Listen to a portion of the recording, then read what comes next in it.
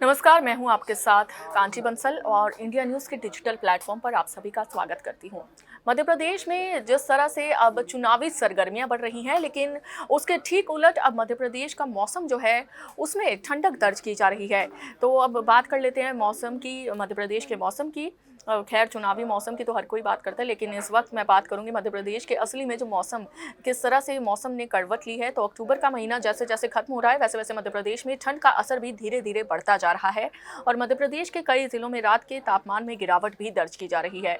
तो मौसम में रात के तापमान में गिरावट के साथ साथ मौसम विभाग के मुताबिक हवाओं का रुख भी उत्तरी होने से प्रदेश में अब ठंड बढ़ने का सिलसिला जो है वो शुरू हो गया है।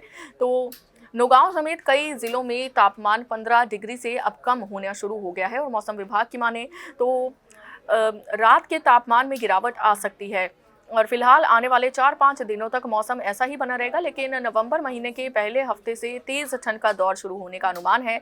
वहीं छत्तीसगढ़ में मौसम वैज्ञानिकों का मानना है कि छत्तीसगढ़ में 29 अक्टूबर से पूर्वी हवाओं के आने से न्यूनतम तापमान में बढ़ोतरी शुरू होगी और ठंड कम होगी। तो कितना कहाँ तापमान रहेगा, इसके बारे में भी जान लेते हैं। राजधानी की बात की जाए तो यहाँ पर न्यूनतम पारा 17 डिग्री रहा। इसके अलावा इंदौर, जबलपुर, बिलासपुर, दुर्ग का न्यूनतम पारा भी 17 डिग्री सेल्सियस दर्ज किया गया।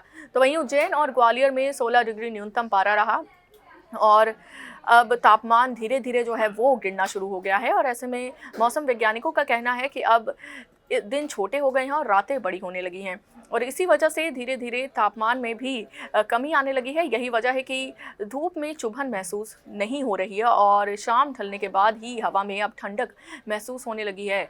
तो अब मध्य प्रदेश में चुनावों के चलते जो है सरगर्मियां तेज़ हो गई हैं, लेकिन इस बीच अब मौसम ने भी अपनी करवट ले ली है और जहां पर एक तरफ अब चुनावों के चलते तापमान बढ़ा हुआ नज़र आ रहा है, लेकिन अब मौसम में ठंडक दर्ज होनी शुरू हो गई है।